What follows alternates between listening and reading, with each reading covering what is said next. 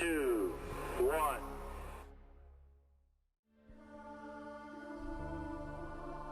To pursue science is not to disparage the things of the spirit. In fact, to pursue science rightly is to furnish the framework on which the spirit may rise.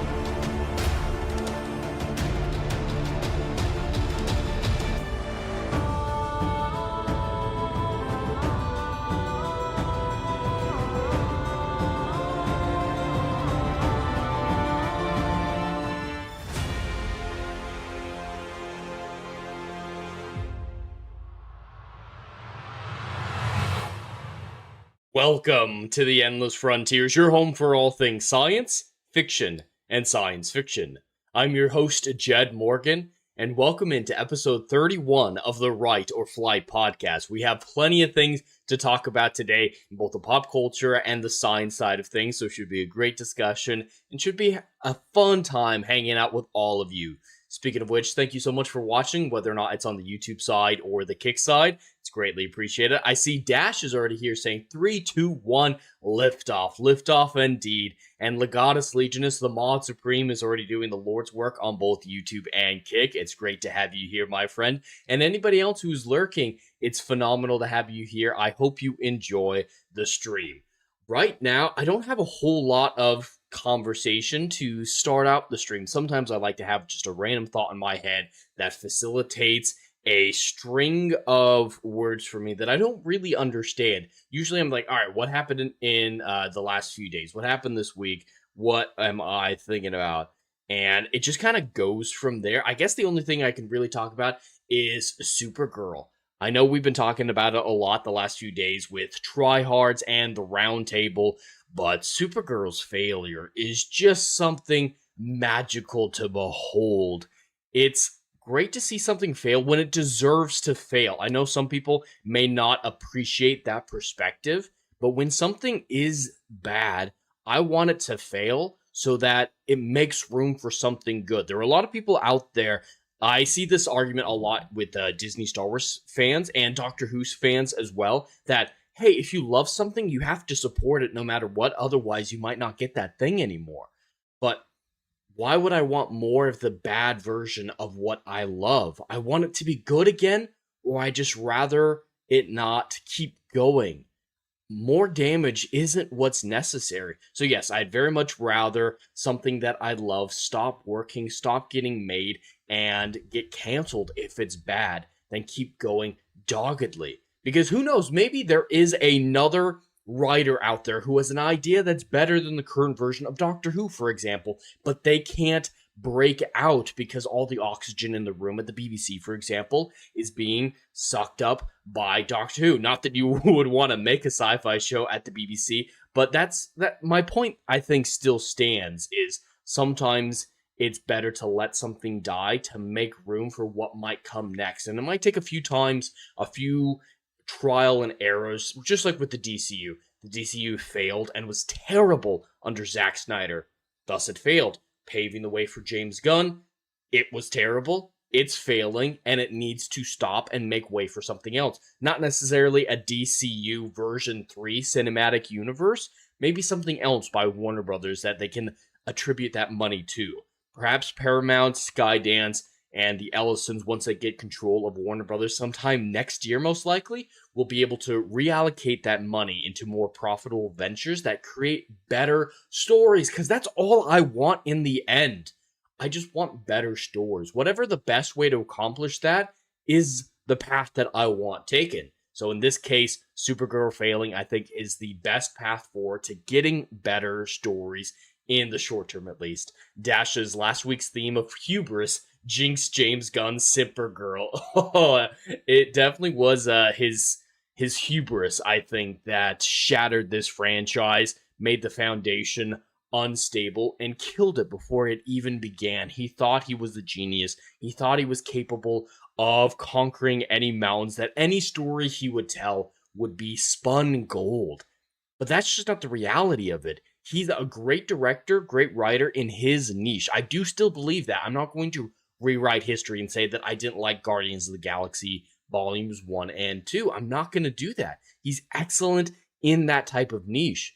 But something that every writer and director, it seems like, needs to admit to themselves is they have strengths and they have weaknesses. And that's not a bad thing. Same problem with Nolan right now. His strength is in original sci-fi thrillers, I think. I think that is where he is most excellently utilized. His talent is perfect with Inception, Interstellar. That style worked well for Batman, especially in Batman Begins and The Dark Knight.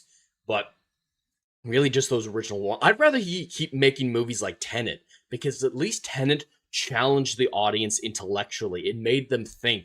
I really enjoy the questions and the scientific curiosity that film offers. Yes, it has immense character issues. It has sound design problems up the wazoo. It could be a lot better. But if he kept making films on par with Tenet for the rest of his career, I'd still be happy. I'd still be a Nolan fan, going there every time he released a film and be very, very happy. His historical dramas, I don't really care about. Dunkirk, I respect but don't enjoy. Oppenheimer, I respect and enjoy, but have zero intentions of ever watching it even for a second time.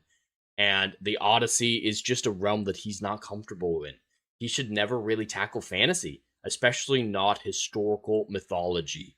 There's too much writing on it. He needs to make everything his own, and with original works, that's phenomenal. He does a great job with that, but there are Batman fans who are upset of his portrayal of The Dark Knight. So he just needs to realize where his strengths are. Just like myself, I have strengths as a writer, and I have things that are immense weaknesses. I should never write romance. I just shouldn't. That is not a genre that I'm comfortable in. Of course, I have romantic, subplots and stuff like that, but a actual romance novel is nothing that you'll ever see from me. Even fantasy, I don't like a lot of the hand-waviness in fantasy. I would try to make a much more grounded fantasy, and that's not what fantasy readers want most of the time. So I wouldn't be successful in that area, whereas once you get into the die-hard science fiction fans, there's an audience for me with my style of science fiction. So yeah, just recognizing where your strengths are and where they're not. Adam and I, for example, we have very different styles and very different strengths and weaknesses. I could never jump into his universe and write a book like he would. I wouldn't be able to, just randomly I wouldn't be able to finish it like Brandon Sanderson did for Robert Jordan in the Wheel of Time series. That would never work. And the same is true in the inverse. Adam trying to jump into my universe and finish out one of my series would be a disaster. He hates a lot of the ways that I approach things, especially the scientific realism. The research that would be required of him wouldn't work. So yeah, it would be funny. I still would want short stories from either of us in either universe. I think that would be kind of interesting. Someday in my book universe, I want to have a collection of short stories written by some of the authors that I know. Like Adam writing a short story in my sandbox. I'd give him the freedom to write it his way. Just know, all right, these are the rules you can't break for my universe. This is the timeline. If you're going to introduce a new piece of technology, run it past me first, and I'll try to tweak it and make it exist correctly within the universe. Stuff like that. Maybe a comic book from Dre, stuff like that. My friends, the authors that I might eventually get to know, a collection of short stories with all these different perspectives, I think would be a lot of fun. And I hope someday Adam would be interested in something like that, because his sandbox is a fascinating one.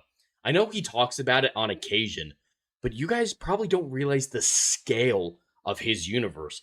My universe starts about 300 years after the present, right? 300 years in humanity's future, and it stretches mainly, my main plans go through the 30th century. That's really where my current ideas go. So from about 2300, roughly 2300 through the year 3000. That's where the majority of the stories that I've written thus far are. I have ideas for past that, but that's really where I'm keeping it. Adam, on the other hand, he has stories as part of his universe that stretch from the creation of the universe to the end of the universe, on fantasy worlds, on sci-fi worlds, and they all interconnect with his pantheons and pantheons of gods. Sometimes it'll be a science fiction setting like Star Wars, planet hopping. Sometimes it'll be fantasy. So it's absolutely still a fantasy universe. So he would be space fantasy, excuse me, not a sci-fi, according to the metric that I was coming up with in my previous video. And just this huge variety of stories that he can tell. He already has like 30 books planned, something insane, with a bunch of collections of short stories as well. So that's a sandbox that I think a lot of people could come in and contribute a collection of short stories to. I think it would be a lot of fun. Dash said, Super minus the girl with Elliot Page plus the girl was a good James Gunn superhero. Oh no. That would be awful. Welcome in, Ginger Norseman. It's great to have you here. But yeah, I can't wait for Adam's universe to get off the ground. I'm one of the few people who have read his first book. I think it's really ready for publishing. The problem is that him and I are both facing is we both have books ready to publish. I have 4, he has 1. We have, between us, dozens and dozens of ready to go outline stories to move out onto the conveyor belt right afterwards. Problem is, we don't have an audience to justify releasing them yet. We don't want to just throw them out into the void. We want to have a little bit of a foundation to, excite the audience, to get those initial sales, to snowball effect. Right now, we both believe that our audiences are a little too small for a snowball effect to be effective. I would love to just start publishing my books, get them out into the hands of the people. I think it would be wonderful. I know only a handful of people would buy them, just like only a handful of people have checked out the Brighton Pacification short story that was it was designed to give people a glimpse into my writing style, see the foundation of my universe with one of the most important historical defining moments in the series, the set of historical moments. And it didn't work. I'll freely admit that. It didn't work. So that's why I'm here. Besides loving to hang out with all of you guys, talk about the things I'm passionate about, it's to build the audience, to release the books. Same thing Adam's doing. Someday we would love to primarily talk about our own stuff. Like, once him and I are publishing on a regular basis, we've talked about it, starting a 3rd podcast together, or I guess technically a 4th podcast together, because him and I do so many things together. But eventually doing something like that where we just talk about our own books. It's free-flowing, formless, and we just pitch ideas, talk about our universe, talk about world building, do Q&As with the audience who have read the books. We would love to do something like that. That might be a once-a-month thing, but eventually that's the goal for us, is to try to primarily talk about how we're adding to the culture. Because we talk about how bad the culture is and where the culture needs to be improved. We've done that for years. So many years now. And it's grating on the soul, but we want to add to it. We don't want to just tear down. We want to lift it up and contribute to it. So someday, hopefully Adam and I will be able to do so. And all our dreams will come true, and, unicorns can breathe pixie dust. But you being here is the best way that you can support that. Hitting that like button, subscribing to mine and Adam the Renaissance Sturge channel, that's the best way you can all support getting those books out and, helping us contribute to culture. That's the best way to do it. And if you feel like donating, that would be greatly appreciated as well. Welcome in Algrim the Strong, saying highest heralding, Red Jed Redeemer. Yes, Ginger Jesus blesses you. Should I start that? Blessings in the chat. Is there an emoji that would be good for blessings? You know how, what's his bucket? How Dermy does his bees in the chat? Maybe I could do blessings in the chat. There's like, the hand motion of the hand emoji like this. Dash is really good with emojis. So Dash, if you see an emoji that just really makes sense for prayers and blessings, we should start using that. Maybe I'll make that a member emoji or something like that, because those are the only ones that I can customize. Yeah, that emoji might be good. Blessings in the chat. See if Kick has anything good too, like the dancing bee. Legatus, I don't know if that makes Rachel jealous, you spending more time with your bros, or feels relieved you are only spending some spare time with just your bros. I mean, I spend a lot of time with my wife. We're introverts, we're homebodies. Freely admit that as well.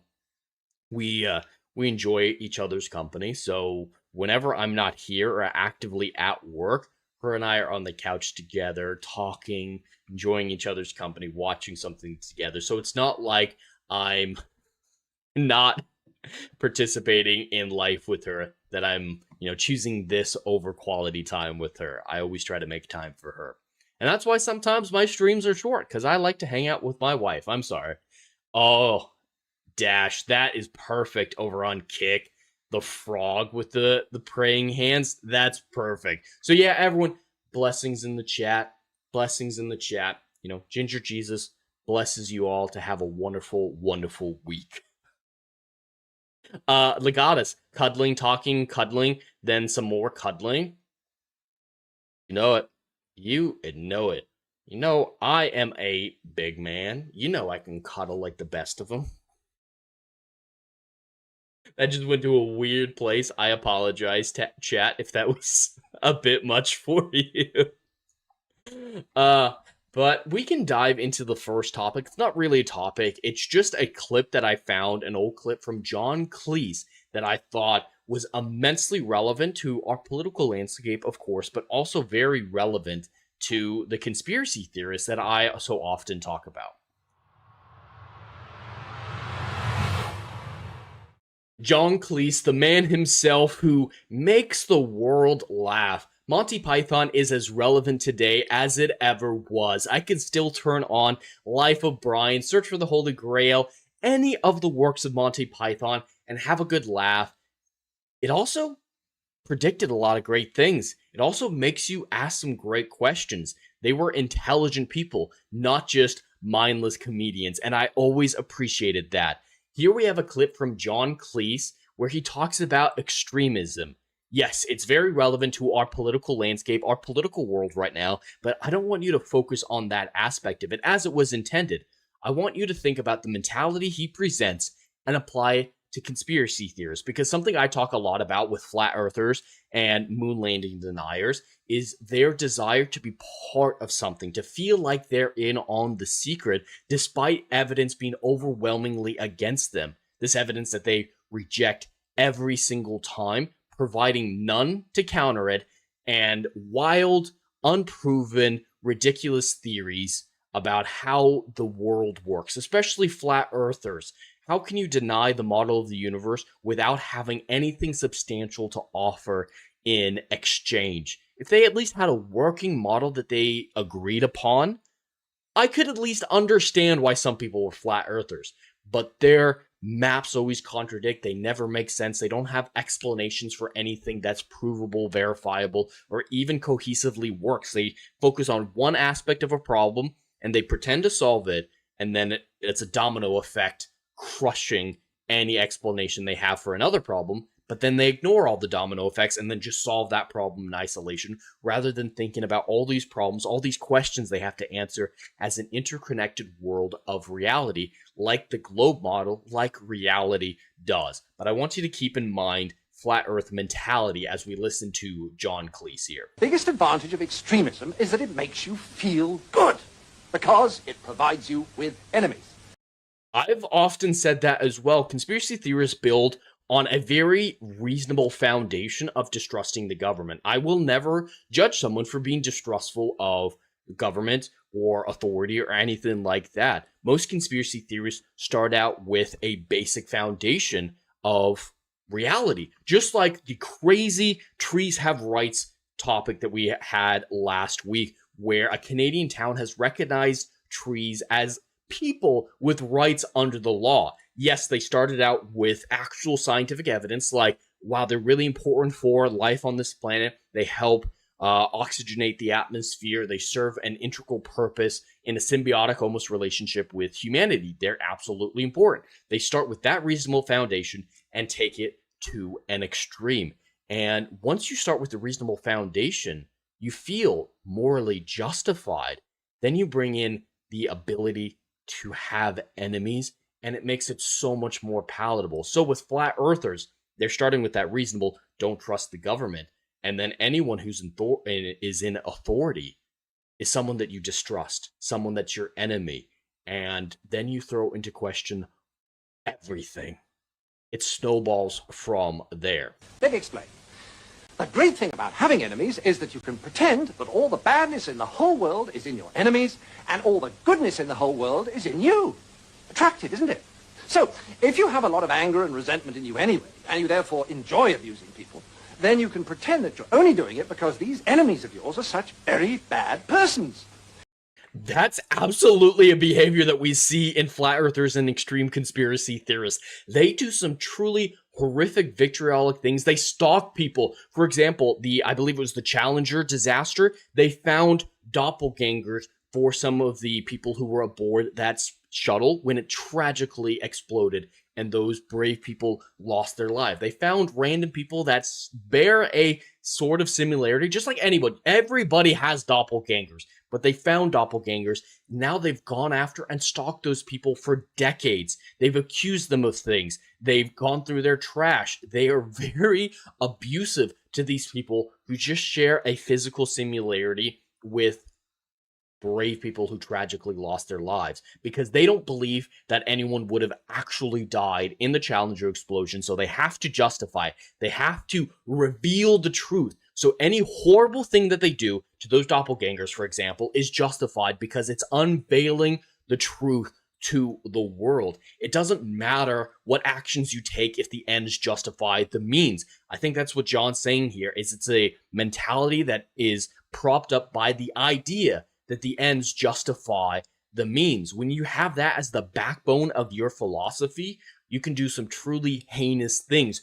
Just like the classic phrase, the road to hell is paved with good intentions, I believe it's the same way here. Some of the worst things done in human history were done because the people responsible felt like they had a justification to do so, that the ends justified the means. And that if it wasn't for them, you'd actually be good-natured and courteous and rational all the time.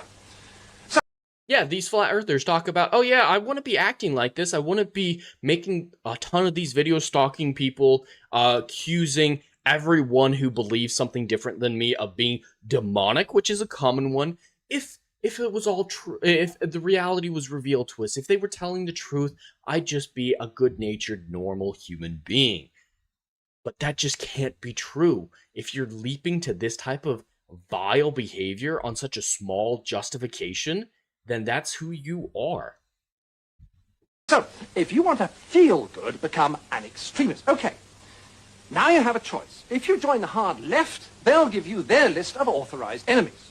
Almost all kinds of authority, especially the police, the city, Americans, judges, multinational corporations, public schools, furriers, newspaper owners, fox hunters, generals, class traitors, and, of course, moderates. I just like that section because Americans are included in the list of approved enemies for the far left, and I don't want to get into the political side of this. I do think it's very, very apt to our current world, but the same is true. Once you join the Flat Earth movement, you have your approved list of enemies. NASA being the biggest one, they keep coming up with reasons why it's a demonic organization. They're like, ooh, there's a little streak of red in their meatball logo. That's a snake tongue. Oh, NASA is kind of like the Hebrew root nasha, which means to deceive. even though the word NASA means paragon of like it means justice or something, like lift up to the heavens. They're using a wrong Hebrew word to justify their hatred of NASA. So of course NASA, any form of government, any form of authority, just like he's saying for the far left here, and the approved list of enemies makes you feel good. You have someone to fight against, and I get that mentality. It's born from competitivism, which being competitive is a good thing. It drives you to excel. It drives you to be better. But if you devolve your self-worth into just how you compare to other people, you're not going to have a self-identity, and you're going to be a very broken individual. The same is true here, is if they only base themselves on how efficient they are against their enemy, how good they are compared to their enemies, they can't have functioning lives. And that's what you see a lot of times. Not all the time. There are absolutely stable flat earthers, but a lot of the big ones, they have some weird things going on. Or, if you'd rather be an extremist on the hard right, no problem, fine, you still get a lovely list of enemies, only they're different ones. Noisy minority groups, unions, Russia, weirdos, demonstrators, welfare sponges, meddlesome clergy, peaceniks, the BBC, strikers, social workers, communists, and, of course, moderates. Weirdos and the BBC, that's I always appreciate those list of enemies for the far right. But yeah, all the points still stand, whatever type of extremism you are, because I'm not attributing flat earth to a political side of the spectrum. I'm just comparing it to extremism. There are plenty of types of extremism that aren't political, and the dangers and the philosophies, the mindsets, the pattern of behavior is very similar for any type of extremism. And upstart actors. Now, once you're armed with one of these super lists of enemies, you can be as nasty as you like and yet feel your behaviors morally justified. So you can still think of yourself as a champion of the truth, a fighter for the greater good, and not the rather sad paranoid schizoid that you really are. And that perfectly sums up the flat earth and other conspiracy theorist movements. I think it's applicable in so many ways. I apologize, this is the best version of the clip that I had. I'm sure I could have found one better, but this is where I originally saw it. This is something that we should all remember. John Cleese was not just a funny man, but he was a very intelligent man. He still is, I think. He hasn't passed away. Maybe he has. Not sure. But yeah, I think this applies into way more areas than just hard left, hard right extremism. Just extremism in general falls into this pattern of behavior. Oftentimes, it's a cover-up for mental illness, and that's the most depressing part of all this, is sometimes I feel when I'm talking about flat earthers, moon landing deniers and stuff like that, I feel like I'm pointing and laughing at the short bus, and I feel a little icky for doing that, but they're convincing normal people to be on their side, and that is where I draw the line. That's when I don't let that feeling of ickiness stop me.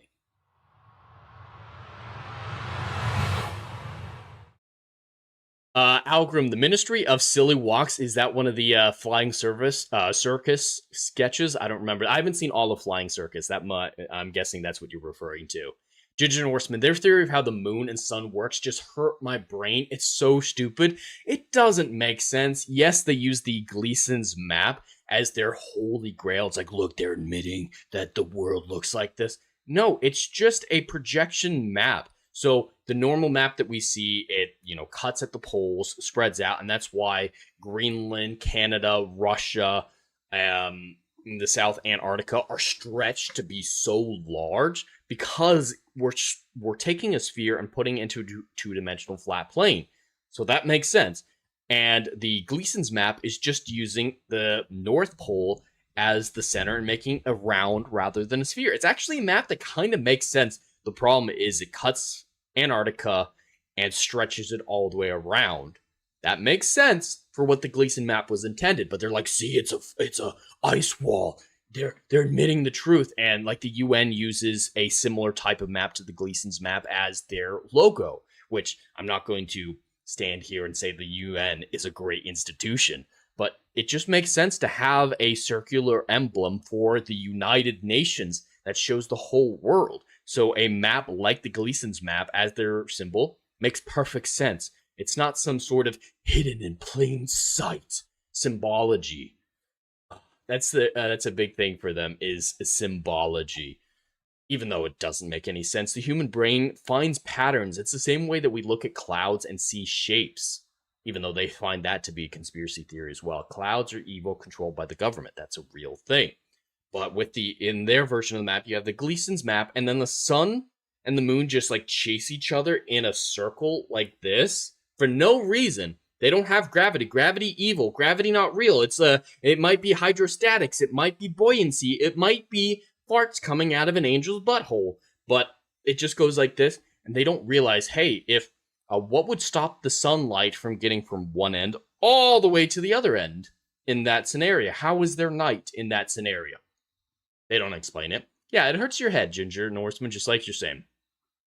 Legatus. Many years ago, John Cleese in an interview stated the comedy of Monty Python would never be made because no studio would greenlight it as they made fun of everyone. That's absolutely true. That's part of why it's so relevant now is we need comedy like this. Not many comedy shows are getting greenlit of that side, like sketch comedy. I can't think of, besides SNL, which, and there was the Chappelle Show like 20 years ago, but I can't think of many good active sketch shows like that aren't YouTube based, like actual network sketch shows. I can't really think of any, at least not any successful ones. Algorithm Dash will D4 those evil trees. Maybe that was the point of that story we told last week, is we're preparing the resistance against the trees. Ginger, I thought it was supposed to come to an end after they had a flat earth join an expedition to the Arctic to witness the 24-hour sun. But alas, it's just a grift preying on the gullible. Yes, that predatory nature of it really sickens me. That's what helps me get over the whole, am I just laughing at a short bus feeling, which I really don't like. And yeah, the final experiment that you're talking about saw a bunch of flat earthers invited to Antarctica. I don't know who invited them, but someone wealthy and connected enough to set up this expedition invited them to Antarctica to say, here's the 24-hour sun. Shouldn't that disprove flat Earth? And some of them were convinced. There were absolutely a few of them who were convinced and have reneged from the flat Earth movement as a result. Others haven't, and then the flat earthers who didn't go have come up with more and more explanations for why the final experiment should just be dismissed outright. It doesn't matter. Some are saying, how do we know they were actually in Antarctica? What if they were drugged? What if they weren't actually where they said they were? Or 24-hour sun absolutely makes sense because we changed the model to make it make sense. For example, I actually saw a flat earth video where this guy was trying to explain how the 24-hour sun works in a flat earth model, and he used a concert as a metaphor. So he said, if you go to a concert, it's a big stadium, right? The band's playing on stage, but you have to go to the bathroom. And then you leave the stadium area, and there's that ring around the stadium where all the hot dog vendors and stuff like that are. You go into the bathroom in one of those places, right? And you can't see the band anymore, but you can still hear them. You can still hear the band in the bathrooms around the stadium. That's exactly what the 24-hour sun is, man. It's just the sound waves of light ricocheting around the edges of the map, bro. He wasn't acting like a stoner. That's my personal embellishment because I think it's funny. But yes, that was legitimately his explanation, his verifiable, incontrovertible proof that the 24-hour sun on flat Earth was totally fine because you can hear a band playing while in the bathroom of a stadium. That's the level. That's why I make fun of their arguments. That's why it's so hard to have a legitimate conversation with them and about them without reducing it to name calling, because how do you respond to that? If they're starting at that level of intelligence, that level of non-intelligent argument, nothing you're going to say is going to convince them. As I think it was Einstein said, you can convince 400 scientists of something with one fact, but you can't convince one fool of something with 400 facts. So what's the point? What's the point? Dash, I support the tree rights people's vendetta against the vegans. Let them fight. Yes, I told my wife about that story today because she missed Ride or Flight last week, and her first thought was, Well, are they going to just stop at trees, or are they going to go for other plants as well? What happens to the vegetarians then, the vegans? And yes, let them fight, Dash. If that's what the outcome of this is the vegans getting scared to eat plants because they're feeling and sentient and they deserve rights too. I think that would be hilarious. I have no idea what they're going to eat then, but it'll be funny. Legatus, every madman villain, every dictator, almost claim to have begun with good intentions. Yes, absolutely. Pretty much all of these conspiracy theorists, all their theories start from a reasonable foundation. Like aliens, anyone who knows anything about space, how large it is, you immediately are able to understand the statistical likelihood of humanity being alone in the universe is infinitesimal. So why haven't they visited us? Why can't we see them? Now, the scientists among us, those people with that scientific mindset, think about things in terms of like the Fermi paradox, for example, try to explain it. Then there are the conspiracy theorists who are like, they must have been here already. And they use them as a scapegoat for every bad thing that's happened in the world, or their angels come to save us, Disclosure Day style. And yeah, that's the saddest part, is when you're not a grifter or someone preying on the gullible, like you said, Ginger Norseman, you're starting from a reasonable foundation and taking it way too far. Dash, confiscating people's air conditioning in the UK to fight climate change doesn't justify thousands of heat deaths. No, it doesn't. And blaming Americans for the heat waves isn't going to change anything either, France.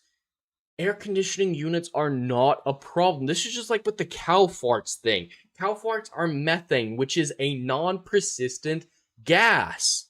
It's not a problem. This is why I struggle to talk about climate change on this on my show, because I do believe there is some legitimate science, that there are legitimately things that we could do better to preserve the environment, especially in specific case scenarios like polluting a river or something like that. But then there are doomsdayers who take things way too far, beyond the reasonable, beyond the scientific, to just live in fear, live in hate, live in blame, like they're blaming Americans in Paris right now, I believe it is. It's a horrible way to live. It really is.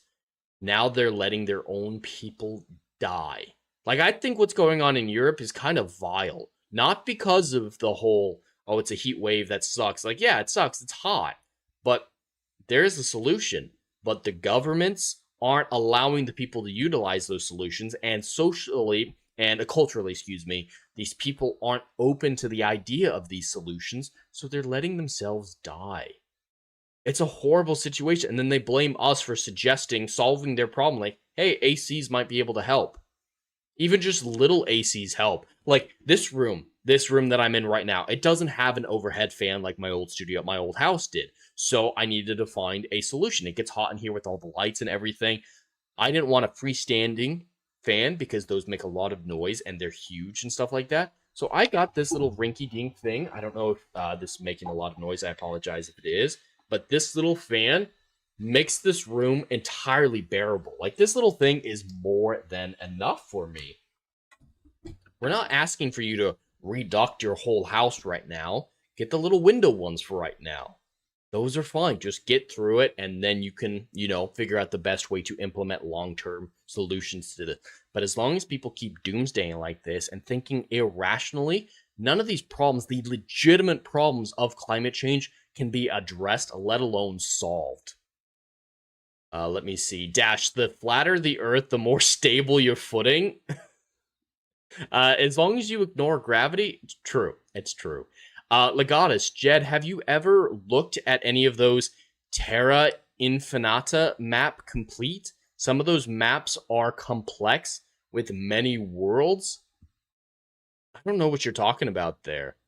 Are you talking about the flat Earth maps that include lands beyond the ice wall? Because I've seen some of those. Some people saying, oh, extraterrestrial. That's the government telling you that the aliens are actually just from extra land, extra Earth, as being from beyond the ice wall. So if that's what you're talking about, yeah, I've seen some of those. Some people jokingly put like Narnia and stuff like that in it. And yeah, those many worlds, there's no justification for them. They're just fantastical realms. You know, it's pure fantasy. Pure fantasy. Dash, he's still alive and based? Okay, good. I'm glad John Cleese is alive. We need to preserve that man. The world needs him. Dash, the European Commission HQ shut off AC for the peons on the bottom floors to save energy. The AC remained on the executive floors. Of course they did. Of fucking course they did. Now, if you wanted to have the argument of heat rises, so it's hotter upstairs, that's true. That is true. Heat rises. But yeah, it's purely performative. It's just evidence like that you need to know they're not telling the truth. They're not actually, addressing the problem. They just want to make people live in fear. That confuses people. When I simultaneously say, haha, flat earth, what is wrong with you? And say, yeah, I don't trust the government. The two don't have to be mutually exclusive or inclusive. I can distrust the government and realize that they don't have the ability to keep up the flat earth conspiracy for centuries at this point. There is no government on earth that has the resources to keep that kind of secret across all nations of the world, even amongst their own enemies. There is no way that it even remotely comes into the realm of possibly making even an iota of sense. I can still distrust the government, though. The older I get, the more libertarian I get, I think. Dash, Jed wears the headphones to keep the concerts and 24-hour sunshine out of his ears. I wear the headphones because you never know if I'm going to be watching a video like I just did. There's another video that I'm going to watch, and the music during the ride or flight sections, I like to listen to that as well. But I have tried to not wear headphones during ride or flight, and it just feels weird. I can't do it. Like, hearing my own voice talking into the void, I don't know, I'm just too used to my headphones being on stream. But yes, it's going to protect my ears because I burn easily, so might as well have some part of me covered and protected from the 24-hour sun in my ears. Dash, they of course blame American emissions, but don't mention China's 3 times emissions. Yeah, that's why I could never take someone like Greta Thunberg seriously. Beyond the fact that she just screamed back in the day when she was involved in that before she moved on to Palestine. But my God, if you're going to approach this problem, approach it scientifically and honestly. Don't lie about, oh, you're the most influential Western nation. You must be the ones responsible for the worst of it. Per person? We're not bad. Considering we're 300 some odd million people, if it was like per capita, like carbon emissions per capita, or even just comparing China, just like you're saying, America's not the worst. Far, far from it. And we've made strides to improve.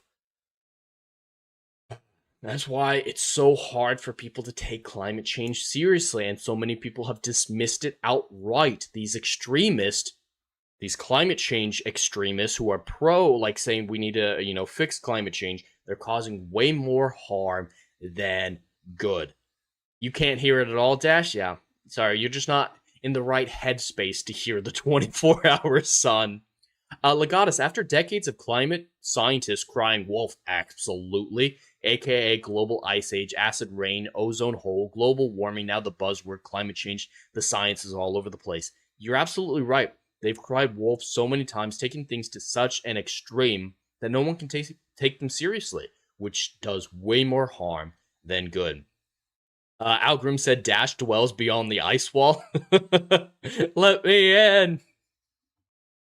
That's great. How many of us are secretly lizard people from extra Earth? I mean, I'm pro NASA, so I must obviously be by the conspiracy theorists of the day. Or I must be enslaved to them, or I want Big Daddy NASA to give me money. Apparently, they could just dismiss everything that I say by saying, oh, you like NASA? Well, how far is it censoring the graphic sexual innuendos that have been thrown at me? Ariel, it's because they are paying for it, and none of you aren't paying for AC. AC is a luxury, not a right. Yeah, it's not free, but it's completely doable in Europe. Legatus, normies only see tax grabs, tons of regulations after each such declarations, so they don't know if this climate change are real or just government BS. You're absolutely right. And that's a lot of the problem with NASA up until recently as well, is a lot of people, not necessarily, that's not NASA's fault, let me clarify, with since the Apollo missions and the shuttle program, the very public view of astronomy and space travel that we had for several decades in the 20th century, NASA's research has been in other fields that aren't as public facing and not as publicly interesting. They're not as intriguing or glamorous missions until now. With Artemis, it's starting to get that back a little bit. So everyday people just saw billions of dollars being funneled into NASA, and they're like, how is that benefiting my life? And then they didn't research for it past that. People like me can say, well, they developed great technologies that you use every single day or have saved the lives of your loved ones, like CT scans, stuff like that. It benefits us. It paves the way for our future. I think exploration is good for the human soul and stuff like that. But yeah, when normies just see money, tax money being diverted in a random direction, they're going to get nervous. They're going to get angry. The problem is that step one, so few people go to step two to investigate, to find out if there is a problem. And that's what I have such a problem with. It's fine to have that initial distrust to be like, hey, where's this money going? I don't want to be paying taxes, which I get. But the NASA budget is infinitesimal compared to other more wasteful things. Ariel, when I run for president, premier, queen, mad with power, I will rule the earth with such an iron fist, it will make them liberals freak out. I dread the future in that case. You added, yeah, but was USA and UK's industrial output during its golden age of burning coal? I don't know the stats on that yet, but things were different, of course, 100 years ago. But yeah, you need to update with the times with stuff like that. You prefer insane monster to Empress of the Universe? Dash, Europe's grid would probably collapse if more than 10% of them had AC. Their energy prices are insane too. Have they really set up this Jenga tower for their energy grids? That's insane. That's insane. So yeah, it's Americans' faults that they didn't do reasonable things. Wow. Ariel, also climate change has nothing to do with what humans are doing. You can look back and see several climate shifts without humans doing anything. So they're absolutely correct. There are natural cycles to the climate, like the medieval warming period, the ice ages, the time of the dinosaurs was a much more humid, hot time than our current one. So there is a natural cycle to the temperatures and the seasons of this planet. The hard part is differentiating what little humanity is doing to contribute to anything with what is a natural cycle. That is research that I feel isn't getting into the public eye enough. Like I said, I think most of the climate change stuff is a lot smaller than's being said, and we can be better stewards of our environment in specific cases more than anything else. Like oil spills, I think, are a great tragedy. Oil is absolutely necessary, so we should take precautions to prevent them as much as possible. But I still think those are ecological disasters and terrible things. So, but yeah, there are absolutely periods of change that aren't being taken into account, as you rightfully point out. Legata said in response to that, they did a study and all of humankind's pollution and reduction is voided by 1 year's worth of volcanic eruptions. Yeah, volcanoes do a lot of damage to the atmosphere. That's why if, for example, Yellowstone supervolcano ever goes off, yes, most of America is going to be immediately wiped out. But the amount of chemicals, smoke that gets blasted into the atmosphere would create a nuclear winter, basically, on the world. It would make the surface unlivable. Volcanoes do a lot to change the climate as well. You're absolutely right. And that's not stuff that's being talked about. There's too much fear. There's too much dismissal on the other side. Climate extremists, there are climate extremists on both sides, and they're just making conversations like that reasonable thing of, yeah, volcanoes they, they can affect things more than a lot of other things out there. That nuance isn't possible right now, and that just depresses me, honestly. Ariel, well, not only that, but Earth itself does go through warm and cold spells. We're just on a warming spell. Yeah, that's what I was talking about. It goes through cycles. I was using the grand scale, like, the time of the dinosaurs and Ice Age, but it goes through cycles. Yeah, absolutely goes through cycles. Ariel, I'm going to be on Marvin the Martian's type you're going to be a Marvin the Martian type in attempt to destroy the Earth because it spoils my view of Venus. Oh my god. Alright, I think that's a good point. We had a great discussion there, but we often delve into this climate change discussion. We just repeat ourselves because I think we're mostly in agreement, and I enjoyed the conversation, though. But we should move on to the next topic. The next topic is going to be ridiculously short. It's just to make fun of Screen Rant. We all know that Screen Rant is not a bastion of journalistic integrity, so this section won't be diving into their track record or their similarities with IGN. It's just going to be making fun of them for putting out 2 articles right now, with the question being, what year do they think it is? Apparently, Screen Rant decided to put out this article saying, The Lord of the Rings meets The Witcher in Prime Video's 3-part high fantasy series. Now, you would be justified in thinking, oh, is Amazon putting out another high fantasy show? Well, they destroyed Wheel of Time and Rings of Power, so what could possibly go wrong? No, they're just talking about how the Wheel of Prime was a victim of many issues, but with a masterpiece to work from and other projects in production, the series deserved another chance to get things right. So yeah, they're just talking about the Wheel of Time that was canceled already. You're acting like this is some sort of announcement. People know that the Wheel of Time exists. This could have been an article from 5 years ago and made more sense than it does today. I just wanted to point that out, especially in comparison with this other article that came out 2 days after The Wheel of Time meets Lord of the Rings in Netflix 4-part high fantasy series. It's almost the exact same setup where you're like, oh, is Netflix releasing another high fantasy series? Yeah, it's not like they ruined The Witcher or had some terrible originals. What could this possibly be? No, they're just talking about Witcher Blood Origin. That was a disaster of a show that came out, 4 years ago? It was an abomination. It was horrible. Nobody watched it because it was poorly written, poorly acted, poorly choreographed, and just didn't make any goddamn sense. Especially when you added in Witcher lore to it. What's the point in bringing this up and acting like it's new? There's one overlooked Netflix fantasy that succeeds by doing almost the opposite. Oh yeah, The Witcher Blood Origin. What people often say about it is it exceeded at things. Yes, it succeeded. Oh, it did so well. And that's 2022's The Witcher Blood Origin. It delivers a concise, action-packed story that trades long-winded world building for delivering short, sharp fantasy entertainment. This whole article, I'll sum it up for you. Like, that one good cause it's short.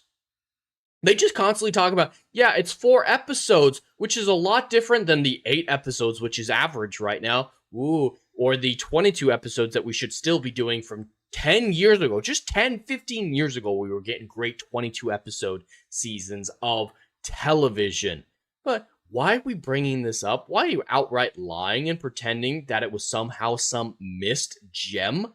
This is insanity to bring up, and the manipulation of those titles to act like either of these things are new. No, they're old failures that people are forgetting about because they were horrific and deserve to be left on the dustbin of entertainment and then burned, excised from human memory.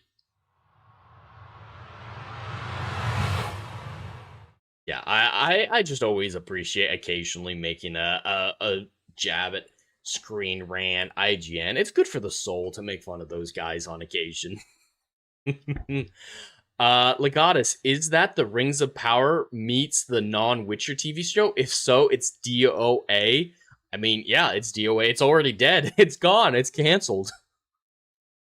Dash, that's the Witcher show with no Witchers, right? Oh, no, they did introduce a Witcher at the very end. When they shouldn't have. The Witchers weren't created for another 1,000 years, even though they made this exist only a few hundred years before the Witcher TV show. And they made the Witchers be created from the Elder Blood, which is Ciri's thing. So in the Witcher books, there's Elder Blood, which passed from the ancient elves into the Ainel mostly, which led into Ciri's bloodline, right? Completely different thing. Power of the multiverse, right? The ability to transcend space and time. And then completely separate from that were scientific experiments done over 1,000 years after the conjunction of the spheres, in response to the conjunction of the spheres, to combat the monsters that were overwhelming the world. So it's just a bunch of scientists experimenting on children with mutations. Two completely separate things. But Blood Origin's like, what if we put some elder blood in a dude and he turns into the Hulk? I'm not kidding. So, there was a Witcher in the final episode who was a white Hulk with black blood because the elder blood was put inside of him. And it was mixed with some random shit like monster blood. Yeah, it's elder blood and monster blood put in a dude, made him into White Hulk, and he's the first Witcher. That show was fucking terrible. I have a review up for it if you want to watch it, if you want to remember that atrocity, but it's worse than the main Witcher show. Much, much worse. Ariel, isn't Witcher basically Castlevania? No. The Witcher books and the video games are extraordinary. They're extraordinary. And yes, vampires are in them, but they're not a primary aspect of them. And, I mean, sometimes, like in the Blood and Wine expansion of Witcher 3, vampires are a primary focus. But besides that, they're pure periphery. So no, you wouldn't really compare it to Castlevania, especially not the books. Or am I just bleeding two franchises into one another? Yeah, they're not all that similar. But I like going back to watch the dwarven scenes in Rings of Power. That's the only things I like to watch from it. I don't even like to enjoy I don't watch those. Disa was a terrible character, and Durin was pathetic.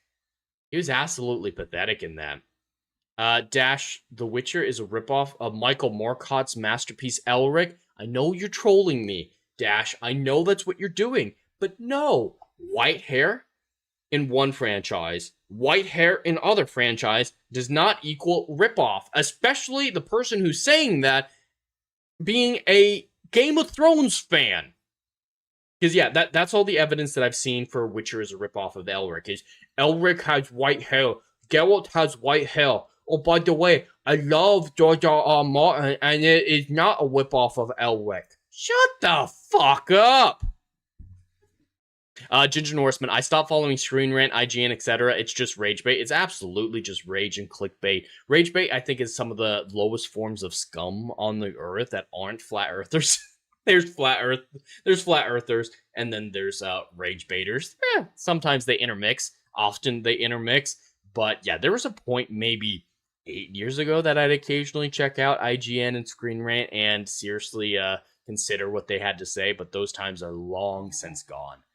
Legatus, and not the raft scene and trying to figure out where she hides, what Adam calls her dick dagger. Oh yeah, from Rings of Power. God, that was awful. Ariel, Jed looks like he's gonna cry after talking about this. Those are memories I did not want to have re-brought to the surface with Blood Origin. That is a time best forgotten. Left in the past. Because yeah, I think were Adam and I friends yet? I think we must have been. Because I thought we did a panel show together. Let me actually look that up. I can pull that up and see who was on it. Because I did a review, but I also did a panel show. And I might have been hanging out with him at this point. Let me bring it up. Blood Origin. Nope, that's not what I wanted to do. There you go. Got it for a while. Algrim says Diesel. I might be missing something there. Legatus. Is that an Earth stress ball in your hand? Yes, this is a little Earth stress ball. My wife was given it by her employer. Just had some event. They were passing out these, and she was going to throw it away, but it's like, I like a good stress ball. I don't have any good ones necessarily, especially not ones I can show on camera. Yes, my wife bought me booby stress balls that I have on my desk right now. I have 2 titty stress balls. The problem is they have liquid inside of them, and I've burst them, so they're just decorative right now. But no, I do like a little stress ball, especially when I'm writing. It's I call it my functionally it's my brainstorming ball. But yes, I do have. I thought it was funny, since I talk about flat earthers, to have just a "this is what Earth looks like. This is it," just on hand right there. But let me see, Blood Origin panel. Did I not make an actual video? But yes, that panel show back in 2022 featured Lady Bellfire. Haven't hung out with her in a while. We both just got busy and things happened. Adam was on there. What's his bucket? Mustang, Balrog, as he's called now, was on there. And Dermy Wormy was on there. God, that was a long time ago. We went for 3 hours about that show. God, that show sucked. I might need to watch a little bit of that just for fun. Diesel, pretty sure I saw that. Yes, you did see my my flat Earth. No, my Earth stress ball. Ariel, when we gonna get you as the new Doctor and make a small little videos? We need the Ginger Doctor. Oh, Disa. You were talking about Disa. Okay. Spell check got you, Algrim. It happens. But Ariel, I think I could write Doctor Who. I would surround myself with British people to make sure I kept the culture. That would be the main thing that I'd be worried about. But I couldn't play the Doctor. I think a British actor definitely needs to play the role. And, I can't do the accent. So I will not be making short films as the Doctor. I'd have to shave and cut my hair. And that's not something I'm willing to do quite yet. If I could animate things, I might do little short films with the Doctor. But no, the Ginger Doctor, at least this Ginger Doctor, is not coming around anytime soon. And there is some periphery lore I remember hearing about after David Tennant took on the role, right? And he mentioned something about being ginger and wanting to be ginger. And then Matt Smith brought it up as well in his regeneration scene. He pulled down his hair, is looking, and he's like, "And still not ginger." There was a comic book, I think, that added in Time Lord lore that gingers were very special in Time Lord culture because they had the ability to be unmoored from time, even more so than the average Time Lord. Like, they could see the past, present, and future as one thing. Like, they were truly fifth dimensional minded beings, which is just really weird. I hope that's not true. It's not brought up in the TV show, so I dismiss it. But yeah, they did try to explain why the Doctor's never been ginger. I think we could see an actual Ginger Doctor someday, just not me. Ariel, why would you have to do that? Because it's a British TV show. It's a staple, a cornerstone of modern British culture, and it should continue to be so. I wouldn't want to portray the foundation of that show and part of what made it special. Algrim, no, I meant she's like a diesel truck. Bad analogy, methinks. Okay, I see what you're trying to say. Yeah, Disa was definitely a diesel truck. Hey, I'm like the best. I sing. I've got no experience. I make stupid decisions, but I'm better than all of you. That would have been better suited to her personality. Oh, to shave? I don't know. I see the Doctor as needing a much more clean-cut look. Yes, there are different versions of the Doctor that are a little bit more eccentric. I just don't see a hairy Scottish dude with a red beard and long hair being the Doctor. That just doesn't feel like the Doctor to me. I at least would cut my hair and shape up my beard a lot. And I'm not quite ready to do any of that. Oh, just checking while I was looking at the Blood Origin stuff. It looks like my short from today, the clip from last week's Rider Flight about no women on Artemis 3 is doing very well. It's doing very well right now over the last 5.5 hours. Nice.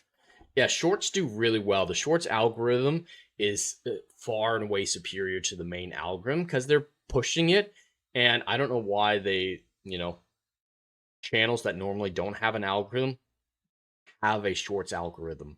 It doesn't make any sense. It feels like they're punishing people and then just forgot to include their punishment algorithms into their shorts algorithms. I don't know why I'm struggling to say algorithms so much. I think it might be I'm saying algorithm so much that my brain keeps trying to say algorithm instead of algorithm. All right, we have two more things to talk about. One is a science-heavy discussion, and the other one is actually a trailer reaction. I don't know if I'll get hit for it. I hope not, because I'm very excited to react to this trailer. I haven't seen it before, but I'm very much looking forward to this movie coming out later on this year. So we got those two things. While we go through those, I want to give you guys a little bit more time to think about it. I sprung this on you at the last minute in the last stream, but do you guys want Rider Flight to happen this week? Well, I've talked about it the last few weeks. I kind of want to make Rider Flight an optional thing, depending on how active you guys are, which you guys are very active, and how much in that creative mindset everybody is. You, me, everybody involved. So just as we go through the last final topics, just think about, hey, do you have any ideas? Do you feel like you're wanting to contribute? Or if you're just like, you know what, we've had a good stream, let's call it there. So just think about it, guys. If we ever come across a day where, there's low viewership, or you guys are just, yeah, I don't want to come up with anything right now, all good. We'll do a gaming stream later on or something as well. There's no problem with skipping Rider Flight. But we can dive into the next topic now, which is one that I'm very excited about, that I'm sure normal people don't care much about. Quantum mechanics and quantum science is one of the most complicated things in modern scientific study. It's a fascinating realm that even stumped the great Albert Einstein. There are constantly things being discovered, uncovered, and figured out in this realm. It is really an important step to the future of physics, because if we can find the unifying theory that connects relativity to quantum, we'll really come to understand our universe to a degree that we can't imagine being possible otherwise. But there are actual real-world benefits to quantum science, like quantum computers, which are coming just around the corner. Someday they'll be practical and influence our lives in immense ways. But there's a new piece of discovery in the field of quantum science that just piqued my interest, and I find it absolutely fascinating. In this Science Daily article, they said, physics create a strange new quantum state called a fractal Fermi sea. Now, I was immediately piqued by that because there's a fractal sea. Just imagining that just ignited my curiosity. What does a fractal quantum sea, Fermi sea, look like? What benefits could there be from that? Because quantum tunneling, quantum entanglement is so fascinating already and leading to new forms of science. Could this be helpful in another field of quantum mechanics, or is it just an oddity? I really wanted to find out. So in summary, researchers have shown that ultra-cold atoms can be driven into a strange new quantum state called a fractional Fermi sea, where particles organize themselves in unexpected ways. The discovery points to a new phase of matter that goes beyond established quantum theories and could expand the possibilities of quantum simulation. This, I do think, will support the other areas of quantum science, because like they said, this uproots a lot of our theories up to this point about how these subatomic particles operate. So if it's throwing out a lot of established understandings, it could lead the way to correcting those mistakes, which could continue to pave the way to making quantum computers more viable. But in a little bit more depth, and yes, I see you guys making fun of me for saying fractal instead of fractional. I noticed that partway through. I'm sorry. Researchers have shown that an unusual class of quantum states known as fractional Fermi seas can be deliberately created, according to the new study published in Physics Review Letters. The work was carried out by, I'm not going to be able to pronounce this correctly, a national group, together with theoretical physicists at CNRS and University of Paris. We'll just go with that. Now, the interesting part of that is using ultra-cold cesium atoms confined into one dimension. I didn't know that they were doing this. Honestly, I did not know that they were conducting research into what atoms do in one-dimensional space. Obviously, they didn't actually cut it down to one-dimensional space, but treating it as one-dimensional space is fascinating. The human brain is not properly equipped to imagine one-dimensional space. Yes, we can imagine a period, but even that period is in a three-dimensional environment. Just a pure one-dimensional space is not something that I can truly wrap my head around. And the idea of ultra cold being an important aspect of this sea, with absolute zero being a thing where atoms stop moving, I figured that there was a stopping point in the cold direction, an area where the amount of science was drastically dwarfed by the amount of science that could be conducted in superheated chemicals, superheated atoms. But they always continue to surprise me, and that's what I love about science, is it always surprises me. It always piques my interest. It always broadens my understanding of the universe. The resulting state goes beyond the behavior predicted by the well-known Tamaga-Luttinger liquid theory, a cornerstone for understanding one-dimensional quantum systems. Yes, I butchered those names as well. So this is behavior that is not unheard of, but goes well beyond what we know. Anytime human understanding is pushed beyond its current limits, I celebrate it. No matter how uprooting that discovery might be, learning more is always a good thing in my opinion. Progress in science is always a good thing. Now, progress in technology and technological application can sometimes be a problem if it's done too fast. But something like this, I always get excited. It's always a good thing to me when we uncover more ways to understand our universe. At very low temperatures, quantum particles typically follow strict rules that determine how they arrange themselves. Fermions, for existence, stack neatly into the available energy states to form the so-called Fermi sea. But what happens if one force interacting with atoms to continuously cycle through extreme conditions, smoothly shifting them from strongly repelling each other to strongly attracting each other? So they're kind of flip-flopping these atoms, and that's why they call it a sea, I think, because it's almost undulating with how these particles are coming together and stretching apart. The quantum waves, which was really important to the initial understanding of quantum science being a thing. The whole blasting light particles through thin slits, they behaved like a wave, which was really surprising to people. So they thought, oh, all right, is light a wave? And then they thought about sending individual photons through these thin slits, and they still behave like waves, even as individual protons. So waves, wave-like behavior, sea-like behavior has always been a cornerstone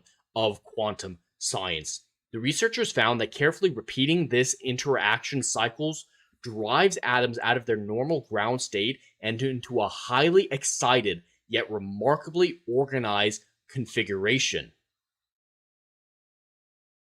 It figured out a basic structure. It fit an organized pattern. That's one of the most beautiful things about quantum physics is, yes, we don't understand a lot of the rules, but there's so much symmetry to it. There's so much elegance to it. There's always a pattern. It might be a pattern that's beyond our current understanding. We don't know why, I'm sure, how this could be happening, but nature always finds a way to be uniform, to make sense, to fit into a structure. And that's exactly what's happening here. Even though it's undulating, it is a structure. They call this state a fractional Fermi sea because the particles appear to obey a reduced occupation rule. Instead of simply heating the system, the interaction reorganizes the atoms into a new many-bodied state, says Yi Xing, the lead author of the study. This gives us a controlled way to explore quantum matter beyond the usual equilibrium paradigms. When atoms move very quickly, or particles move very, very quickly, that's what generates heat. That's exactly what generates heat. So you think with them, these particles moving back and forth, being attracted, pushed away, detracted, pushed away, would create heat, which would disrupt the super cold environment that it's in, degrading the structure. But somehow it found a structure. It found a wave in this one-dimensional field, which is very weird how you can have waves in one-dimensional space, as Dash is pointing out. But this is fascinating. These distinct signatures indicate the presence of an entirely new and exotic critical phase. This is a whole new area of study, it sounds like. The discovery offers a new route for investigating universal quantum behavior using cold atom simulations.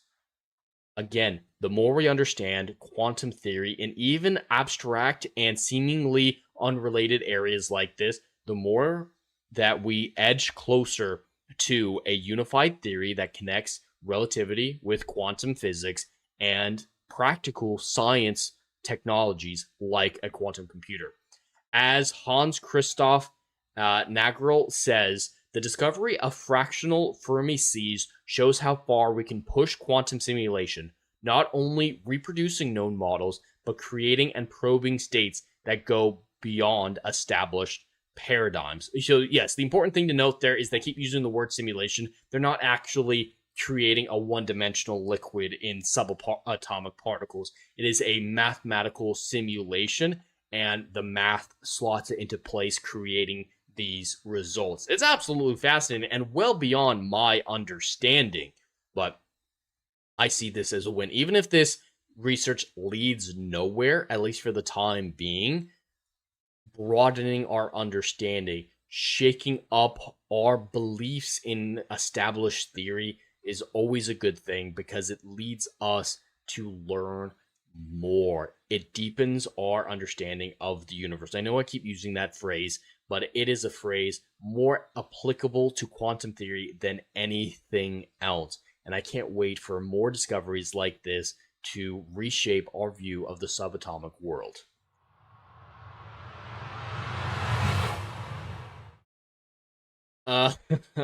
I don't know why I was having so much so much of a problem at the beginning with fractional versus fractal or factal. Ariel, and soon we'll be able to make quantum torpedoes. No, we will not be making quantum torpedoes, unless you mean that as in atomic torpedoes. I know that's a Star Trek thing, but using quantum in sci-fi bothers me, like the quantum realm, which you're talking about, Algrim, a little bit later, is... Quantum is not just your hand wave science word, like a lot of sci-fi franchises use it to be.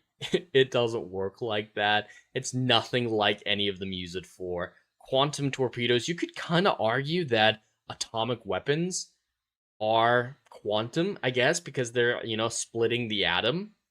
I guess you could make that argument, sure, but yeah, not the way that Star Trek portrays it, not at all. Ariel, Jed is using too many words like be and the. It's hurting my brain. I know, those are very big words. It's struggling. And yeah, I laugh when, Duramy or Beardo has trouble with big words because it's funny in the moment, but we all struggle with them. I don't judge them for it. As you can clearly see, I stumble across words as well. We all do. It's funny, though. Legatus, hey, I like fractal art. Fractal art is pretty cool. Dash, photon torpedoes are goated. Yeah, I prefer photon torpedoes, even though they don't make that much sense either, scientifically. More so than quantum, I think, but they're kind of in the same category. But yeah, photon torpedoes just sounds more epic to me than quantum torpedoes. And maybe we'll explain Ant-Man and the Wasp: Quantumania. No, nothing will be able to explain that film properly. Dash, one-dimensional liquid, it's hurting your brain. One-dimensional liquid is just really hard to think about. How can you wrap your brain around a one-dimensional liquid? It's already hard enough to think about it in 2 dimensions, let alone 1. Flat Earth theory is more advanced because it's closer to one-dimensional. That's why we can't grasp their 2D logic. A particle accelerator is great for curing alien symbiote problems. Oh no. You're bringing up Spider-Man 2 atrocities. That section was fun when I was just losing my soul watching that section, but that was really bad in Spider-Man 2. Just stick your head in a particle accelerator, and that's totally fine. It'll cure. What was it? It was supposed to drive the. What was it? I can't remember what they were trying to. It was something really weird, like the symbiotes atoms blast them out of Harry's? I can't remember. It was something really weird that they were doing. But alright, we can dive into the last one because we're almost at an hour and a half and we haven't even started Ride or Flight. So yeah, we can dive into the last topic again. Just think about if you guys are in the mindset for Ride or Flight.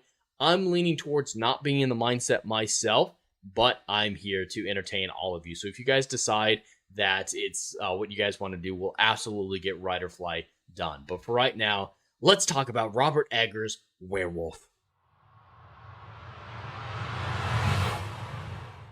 Robert Eggers is one of the best directors working in Hollywood right now because he has vision. Yes, that vision's not for everyone. He has a very niche audience. I count myself among that niche audience, but at least he has a vision. He has a style. He knows his niche and doesn't let his hubris and his ego think he can do anything under the sun. He's perfected his style, and he's going to do it for the foreseeable future. I absolutely love The Northman. I loved Nosferatu. The Witch was interesting. I need to see The Lighthouse. He manages to make black and white not feel pretentious, and that alone makes him a legitimately great artist in an otherwise artless, soulless industry. But his next film, Werewolf, is coming out in just a few months now, and I could not be more excited for it. Starring Aaron Taylor Johnson and Willem Dafoe, who apparently is Robert Eggers' muse, which I think is hilarious.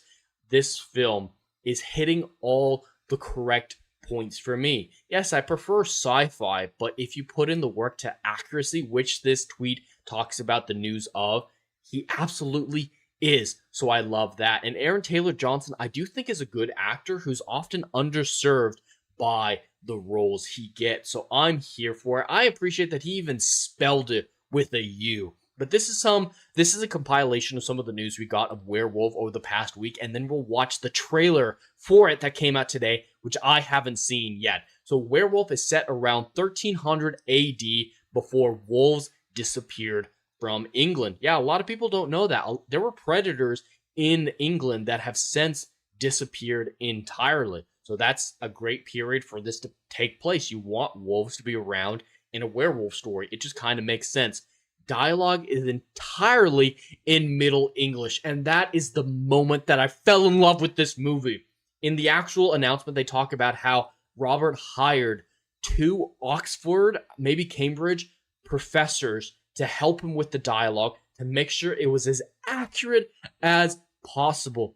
I'm a believer in reality is so much more interesting and frightening than fantasy. Fantasy's fun, but I don't find fantasy interesting or frightening. So having a horror film go to this level of accuracy is a way to get me invested in it. I don't care about slashers. I don't care about mindless horror.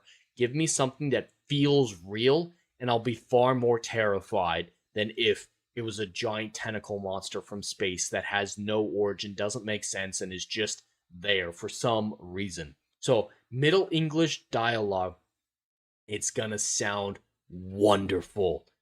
It's gonna be shot, or was shot, in 35mm film with black and white grain, incorporated into color film for a unique visual style. Just coming up with stuff like that makes me want to see it. Every set was built from the ground up. I'm a huge fan of practical effects, special effects, actual sets. Less green screen, the better in my mindset. Willem Dafoe plays a hunter. Apparently, none of the actors, none of the characters in the film have real names, which is surprising to me. So he's, I think, referred to as the hunter, and that's it. The cast and crew studied real wolves to capture authentic behavior. It follows a man cursed in a brutal, unforgiving, grotesque world. And it skips classic werewolf tropes like silver bullets and being bitten by a werewolf. A lot of those are more recent additions to the mythology of a werewolf. So it makes sense. He's going to 1300s England and using the mythology of the era as accurately as possible. I could not be happier with anything that I see here. This mindset is the mindset that we needed from Christopher Nolan for the Odyssey. He needed to hire some Greek professors to tell him, all right, what's the best way to replicate how they sounded? What type of words would they use? What type of accent would they have? What would this look like? What would that look like?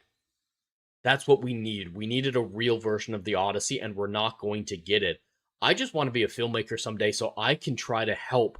I don't know if I'll ever be good enough to do the Odyssey, but I understand the Odyssey enough to know you don't use Emily Wilson's version.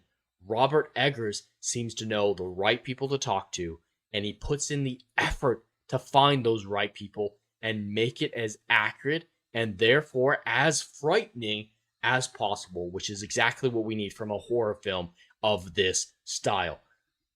But a trailer dropped today. I didn't know that was actually happening, so we're going to react to this trailer. I hope it's good. I'm absolutely looking forward to this film. And one thing that you can see from this shot here that I find fascinating, we mentioned it with the film grain and the black and white aspect of it, but this film is set in 1300s, and he wants to give you that feel of it being ancient, of it being old, mysterious. So the 4:3 aspect ratio here, the film grain, the black and white, incorporates that in. You're watching something ancient. Yes, black and white films are nowhere near as ancient as 1300s England, but it's old compared to modern day standards, so it makes us think of old things, which deepens that feeling of it being ancient. That's a great mindset. Same way that so many creators have used Shakespearean-like dialogue to bring the Odyssey to life, because it's old by our perspective, so it makes it seem like the story is old and grand as a result. So I already love this shot here.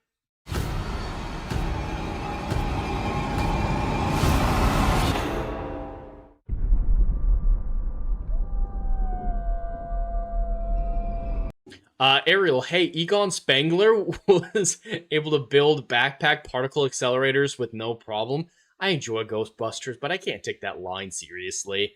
Dash, Jed fears the rig died. They were rigged last week. Oh my god.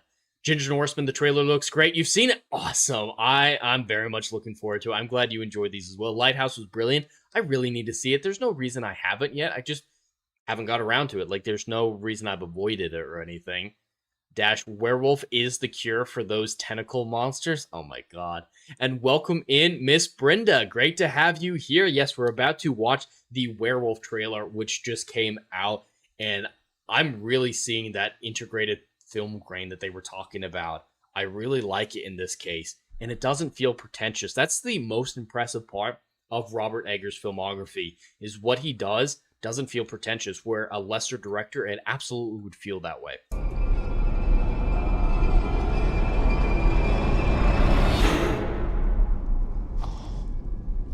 Cast a good young actor for Aaron Taylor Johnson. Yes, I do have to pause occasionally for copyright reasons, but that shot before was brutal looking.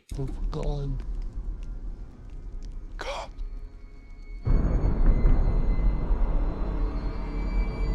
Do not dread the darkness. Incorporating Christian iconography and religion, I think, makes a lot of sense considering the era that it's in. And I'm not an expert on this era. 1300s England is not something that I'm an expert on. So I can't speak to the accuracy of the costumes or anything like that, but it feels right. And that's almost more important than anything else. Embrace it. Whoa!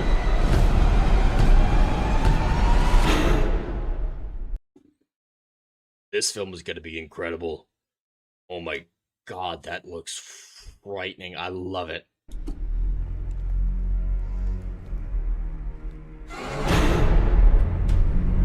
And yes, that was Lily Rose Depth, who is playing Aaron Taylor Johnson's wife, I believe. She's got a hook lip or something like that. She was great in Nosferatu. I love that she's being brought back alongside Willem Dafoe. I heard of a raving beast that ravish this country. That's the Middle English that they promised us. It sounds so good. People were worried that, oh, you can't read Middle English? Oh, so stupid. Why would you do that? You're going to alienate the audience. And yes, this is a niche film. All of Robert Eggers' work has been niche, but it's okay because this film only costs $50 million. So it's only going to need like $150 million to break even, most likely, probably even less than that. So it's okay to be niche.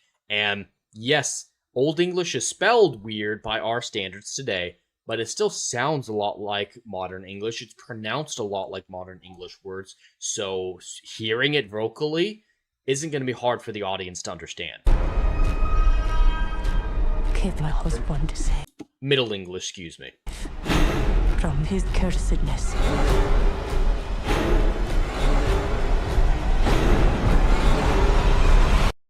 Aaron Taylor Johnson has had quite the transformation to his career since the Jackass days.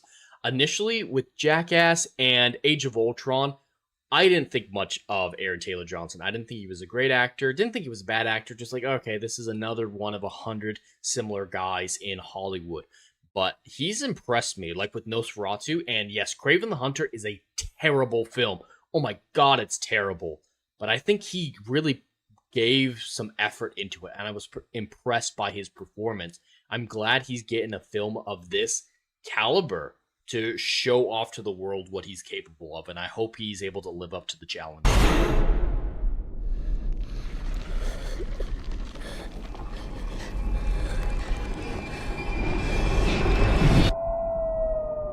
Thy soul is cursed. I kind of hope they do the same type of black and white art style as well as Nosferatu. The black and white was primarily used at night, but if you were lit by torchlight or something like that, that was still orange like it should be. And it was the lights were bringing color back to the world. It was banishing fear. It was banishing the dark. It was banishing evil.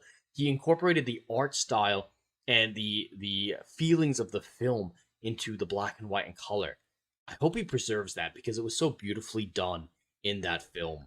Thy kin are cursed. Thy world. I don't know what the hell that was. Oh, naked lady. So it looks like there might be multiple vampires or at least multiple monsters in this, which I'm alright with some variety. Hell yeah.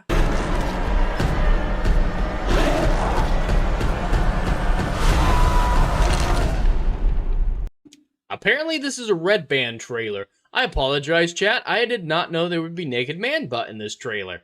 I expected there to be in the movie, honestly, but not in the trailer. Sorry if that bothered anyone. Is cursed.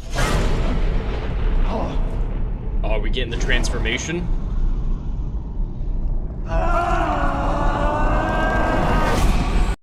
Knowing Robert Eggers, he probably did a very practical transformation. Already getting the glimpse of it there. That was a great tease. I don't want much more before the movie comes out.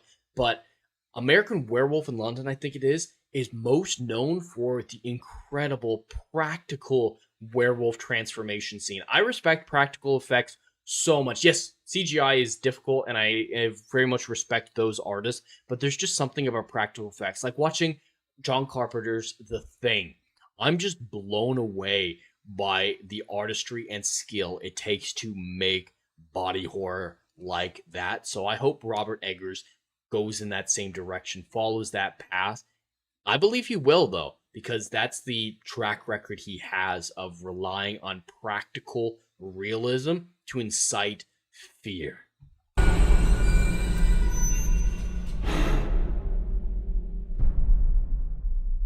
I think it's kind of strange that it's a Christmas film.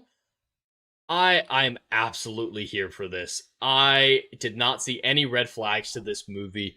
I'm going to be there as soon as I can. With it being Christmas, it probably won't be day one or anything like that, but this is a film by a true Hollywood artist, which is so extraordinarily rare these days that I hope people check it out and give it a chance, because yes, it is niche. It is absolutely a niche film from a niche director, but there aren't a whole lot of directors like him anymore. So I hope he gets some mainstream success this time.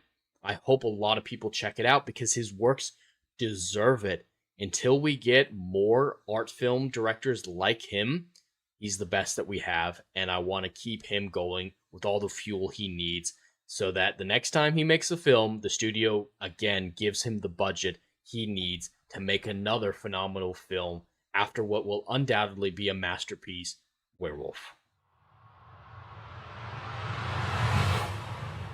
I'm excited for that, chat. Oh my god, that looked incredible. Oh, that's gonna be phenomenal. Let me see. Miss Brenda, I love the look of this. Yes, the look is phenomenal. Absolutely great. Ginger Norseman, ain't no art like medieval Christian art. Savage. Yeah, that art piece that they had of the werewolf. I love that art style as well. Yeah, Dash the Peach. Yeah, sorry about the man, but I wasn't expecting a Red Band trailer. I didn't see, the typical red banner that it plays at the beginning of those. But it should be fine. It was so dark that YouTube probably didn't pick it up. Miss Brenda, I will definitely be there. Hell yeah. Hell yeah. Legatus, why is this coming out at Christmas and not Halloween? I don't know. I really don't know. It would be perfect for a Halloween release. Nosferatu was Christmas last year as well. I don't know if Robert likes Christmas or the studio prefers to have him released then. It really doesn't make sense to me. This would be primed for a Halloween release. A werewolf film the week before Halloween, that would do extraordinarily well, even more so than it will otherwise. Ginger Norseman, I'm happy he sticks to his guns rather than cater to a wider audience. Yes, absolutely. Being a niche director isn't a bad thing. Knowing your style, knowing your audience, knowing your strengths and weaknesses, and embracing that is one of the best things a creative person can do. It's what we talk about James Gunn should be doing, what Christopher Nolan should be doing. So, yeah, it's better that Robert Eggers keep to his artistic style than try to make a Marvel movie or something mainstream. Absolutely. Howdy, Brutal Planet Comics. What's up, Dre? How's it going, man? Great to have you here. But that's the last topic that I had for the stream for episode 31 of Rider Flight. How's everyone feeling about a potential chat choose your own adventure segment? Are we thinking we're in the mindset for it? Are people wanting to just call it for the night? Any other streams that you'd rather go off to? How are we feeling? Just getting a vibe from the chat to what the consensus is at this moment. I wish there were more directors like Robert Eggers. Just keep talking about it while you guys think. I can't think of anyone. If anybody knows a director on that same caliber that might not be as mainstream as Robert Eggers, he's the most mainstream of the niche directors, I will say. Please let me know. I want to know who's out there trying to make art and succeeding, because that's what happened with Obsession. I think that they absolutely made an incredible film and deserved all the success it has. And I want to support more directors like that. I want to support more writers like that. Mainstream is not where quality resides. If you make something for everyone, you make it for no one. And if it's made for everyone, it's probably not good. It's probably not any sort of deep story that edifies the souls. Dash, it's up to you, Jed. If you're not feeling it today, don't force it. All right, let's anybody else have a preference? If someone has a story in mind, I know Ariel's been kicking one around for a couple weeks, we'll go for it. But if no one has something in mind, I think we might skip it this week and just experiment what it's like to have a Rider Flight that's story-based or news-based rather than Rider Flight-based. Let me see if anybody else is live so I can raid if I need to. Let's see. I don't see anyone. Let me check on actual YouTube rather than just the back end. There is no stream from Adam. Doesn't look like he's gaming. Dermy doesn't have a Chatterday set up. So, yeah, it doesn't look like we'll be raiding into anyone. and it doesn't look like anybody else has an opinion on it. So I'll let you guys think about it for another minute while the plotter ad plays, and we'll make a final determination after that. This video is sponsored by Plotter. Every writer knows the drill. Staring at a blank page, characters ghosting you mid-plot, timelines unraveling like a bad sweater. That endless loop of what happens next, sucking the joy out of your story. I lived it. Outlines and chaos, competing storylines driving me mad. For the longest time, my notes were thick, blocked-out paragraphs, and my outlines were never-ending bullet points that stretched for more pages than my first drafts. Then I found Plotter, my plotting lifeline. Visual timelines that snap into place, drag-and-drop scenes to tame the wildest arcs, character sheets that keep everyone on track.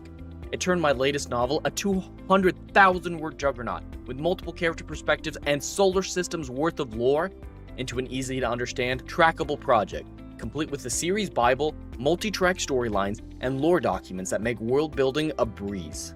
And check out their latest feature, a seamless note-taking system for all those story and character ideas that don't have a home yet. Available for free to all users of the Plotter app. For pro users, your notes and files will automatically sync across devices with cloud storage. If you're tired of the plot purgatory, use my link or scan the QR code to get Plotter for life with a single payment of $150. Your epic won't write itself, but with Plotter it'll flow like never before. Link in the description. Let Plotter help you conquer your stories.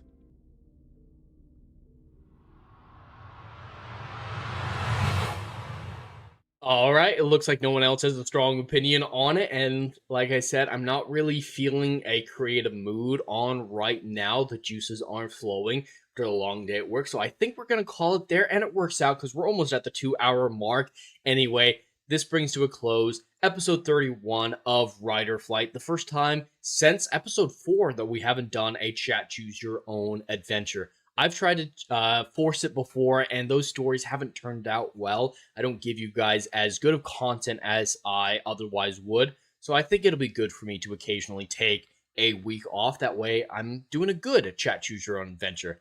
And Algorithm the Strong has dropped a $20 super chat saying, take a break, Redeemer, for your Edward Dower Caledonia refill. Yes, thank you, Algorithm the Strong, for the $20 super chat and the permission to take a break. I actually really appreciate that. I picked up a whiskey yesterday, Algorithm, that I wanted to let you know about. I was out shopping with the wife, and it just caught our eye, and we grabbed it. They didn't have a great selection at this grocery store that we went to. There was no Edward Dyer that we saw there or anything like that.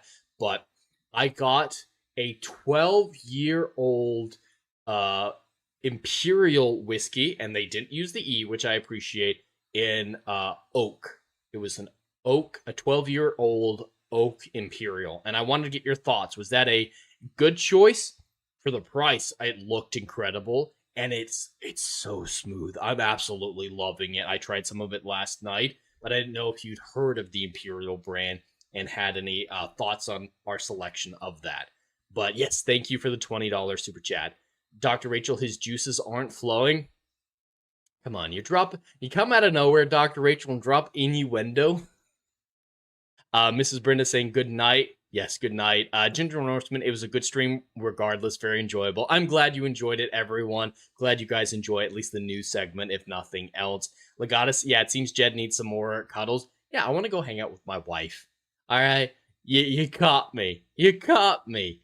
Dash said, Dr. Rachel, the Eggers man-ass surprise didn't do it for him. No, it did not. It did not at all. Algorithm, good choice, good standard. Okay, I'm glad I get your approval because you have quite fine whiskey taste. But like I said, we'll bring the stream to a close here. Coming up, I don't have anything particularly planned for the next few days. With the holiday coming up, there will be no Saturday Night Drive-In. I'll try to stream some Mass Effect a few times this week, maybe even one on the 4th, to just, we'll see if anybody's around. Not everyone's going to be streaming, so some people might be looking for a stream on that day, and that's about it. I'm releasing a bunch of shorts and clips over the next few days from Rider Flight. No sci-fi issues videos for this week, however. The next thing that I really have on the docket is Rider Flight next Monday at 7 p.m. Eastern, so tune back into that for more of this show. Thank you all so much for watching, whether or not it was on the YouTube side or the Kick side. I greatly appreciate it. Thanks to Dash, Legatus, Ginger Norseman, Miss Brenda, Dr. Rachel, Brutal Planet Comics, and everybody else who is chatting or lurking. I greatly appreciate it. And special thanks to Algorithm the Streets. Am I coming back? All right, I'm back. I apologize for that, chat. It is storming around me, so this is probably the perfect time to bring it to a close because we just had a connectivity issue. So, blessings in the chat, everyone. Drop them blessings in the chat. And everyone have a stellar day and stay curious.